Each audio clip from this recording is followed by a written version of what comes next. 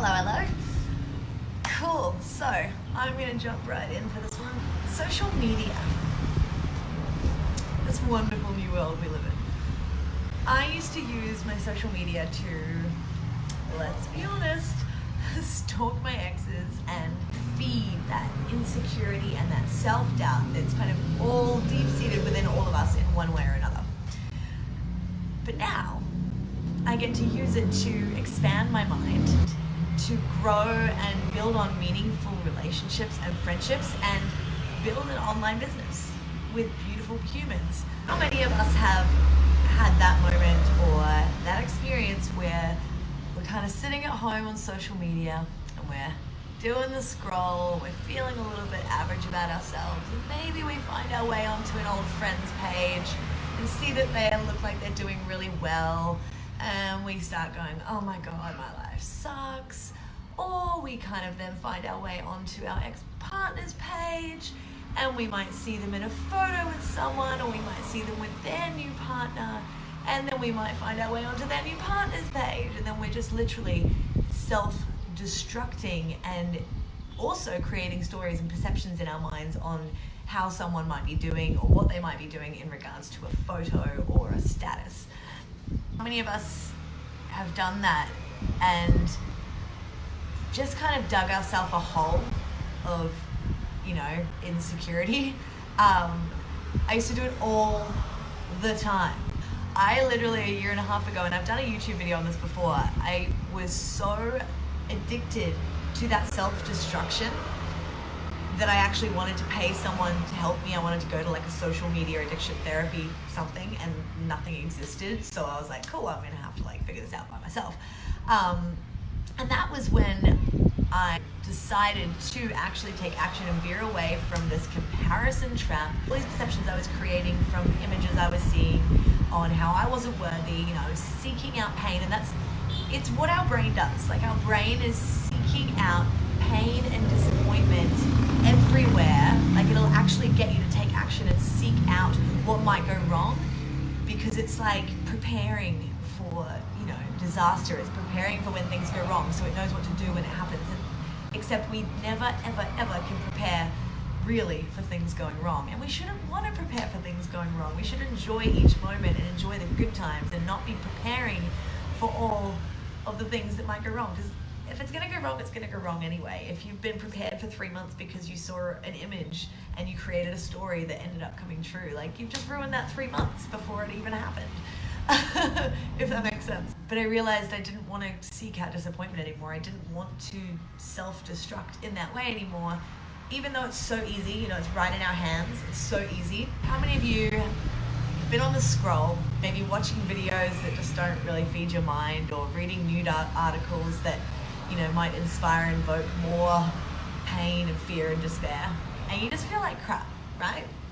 Whatever it is that you see on there that kind of just, it's so easy, and it's just end of the day, or beginning of the day, scroll. It's really easy, but I found a different way that seems to work pretty well. Just in a general way that you can change this behavior. And it takes a bit of work, but really, it's what changed my life. The last 2 years, it's what's created the life that I'm living now, speaking to you.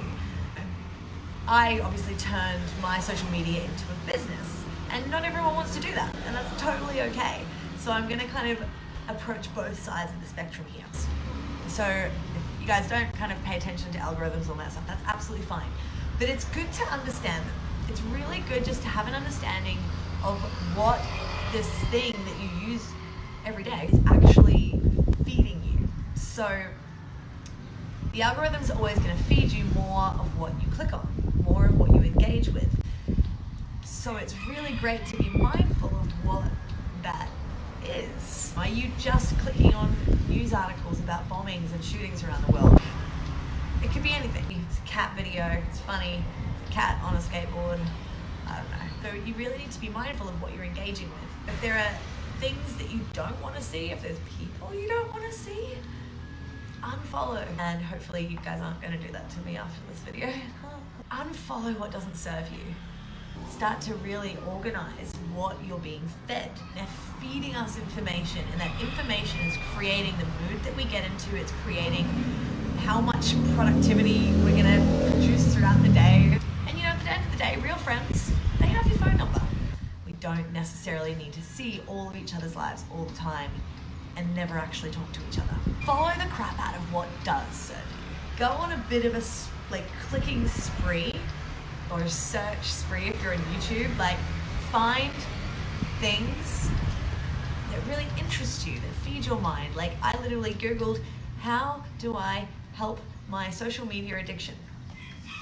And I learned so much. Imagine what could happen if you chose to search the TED Talk instead of the cat video. You might expand as a human being. Talk to people you actually want to be friends with. You know, if you're on Instagram, I love Instagram. I've met so many incredible friends through Instagram. Talk to them. Spend more time in your DMs than you spend on the scroll. Actually use this to connect with people. It is such a beautiful thing. Commit to that clear out. Out what doesn't serve you and just going on a crazy clicking spree on anything that does feed your mind, like education, like information about the world in a positive light. People that you really would actually want to be friends with and meet in real life and hang out with, like whether it's Facebook, Instagram, YouTube, like fill your platform with things that really make you feel uplifted and inspired and excited. You commit to that for 30 days, the algorithm's never going to remember that you clicked on the depressing video that made you upset for a week. It's going to forget that you did the little creep on your ex, and they're going to disappear, or you can unfollow them or, you know, block them or whatever. It's going to forget because it's now going to be like, oh, they like this stuff now, so we're only going to feed them this stuff now. You do that for 30 days, and I swear to you, your life will change. You can take a break from social media, but the thing is that it's always going to be there. This is something that's going to be with us for a while, most likely. And it is such an incredible tool. There is so much information and knowledge out there and people out there to connect with. Like, some of my closest friends that I have, people who have literally lifted me off the ground in the last few months when I didn't have anyone to turn to, or people I've never met before. I did a video recently about addiction. The studies have shown that the solution to addiction, whether it's addiction to social media, addiction to tearing yourself down, addiction to numbing yourself and dulling what you could possibly be, the solution to addiction isn't sobriety. The solution to addiction is connection. And this is the greatest thing we have ever been given, to connect with each other, with the world, with ourselves. Give yourself permission to expand. Give yourself permission to find more, to be more. And use this incredible free tool that we have to do it. That went on a lot longer than I thought it would. Hope you could hear me through it. And yeah, couple of spots left at the retreat in November. Super excited about that. Oh, and yeah, there's a book.